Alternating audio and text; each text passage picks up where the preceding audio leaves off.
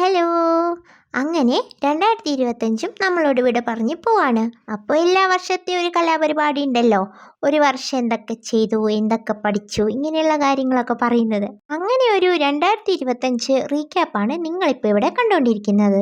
As an artist 2025 വലിയൊരു അച്ചീവ്മെൻറ്റിൻ്റെ വർഷമാണോ എന്നൊക്കെ ചോദിച്ചാൽ വലിയ അച്ചീവ്മെൻ്റ് ഒന്നും ഉണ്ടായിരുന്നില്ല. എന്നാലും യൂട്യൂബിൽ 50K സബ്സ്ക്രൈബേഴ്സ് തികഞ്ഞ ഒരു വർഷമായിരുന്നു. അതൊക്കെ നോക്കുമ്പോൾ ഒരു ചെറിയ സന്തോഷമൊക്കെ ഇല്ലാതില്ല. എന്നാലും അതിനേക്കാൾ ഉപരി കുറേയധികം റിയലൈസേഷൻ ഉണ്ടായ ഒരു വർഷം കൂടിയാണിത് എന്ന് വേണമെങ്കിൽ പറയാം. ഈ വർഷേ ഞാൻ കുറേ ഫിറ്റ് ഇൻ ചെയ്യാൻ നോക്കി.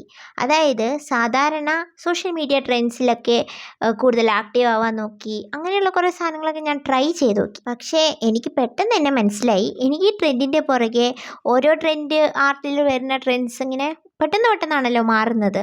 അതിനനുസരിച്ച് സോഷ്യൽ മീഡിയയിൽ അതിനനുസരിച്ചിട്ട് എൻ്റെ സ്റ്റൈൽസ് മാറ്റാനോ പോപ്പുലർ ആയിട്ടുള്ള ഒപ്പീനിയൻ അനുസരിച്ചിട്ട് ആർട്ട് ചെയ്യാനോ ഒന്നും പറ്റില്ല എന്ന് മനസ്സിലായി. അറ്റ്ലീസ്റ്റ് പെർഫെക്റ്റ് ആയിട്ടുള്ള ഒരു ബാക്ക് ഡ്രോപ്പ് പോലും അറേഞ്ച് ചെയ്യാൻ പറ്റാത്തൊരു സ്റ്റൈലാണ് എൻ്റെ ആർട്ട് സ്റ്റൈൽ എന്ന് ഞാൻ മനസ്സിലാക്കി. ഞാനിങ്ങനെ സോഷ്യൽ മീഡിയയുടെ ട്രെൻഡിനൊപ്പം ഫിറ്റ് ഇൻ ചെയ്യാൻ നോക്കിയോണ്ട് എനിക്കുണ്ടായത് സ്ട്രെസ്സ് മാത്രമാണ്.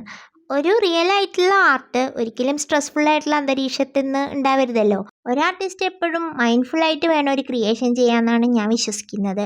അപ്പം മാത്രമേ മാസ്റ്റർ പീസസ് ജനിക്കുള്ളൂ.